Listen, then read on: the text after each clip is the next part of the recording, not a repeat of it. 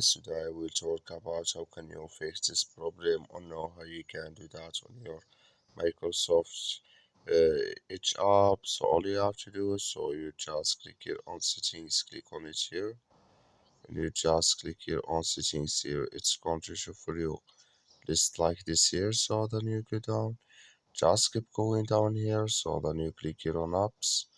Then you come to apps list here. Indeed, you're looking for each app or just click on search.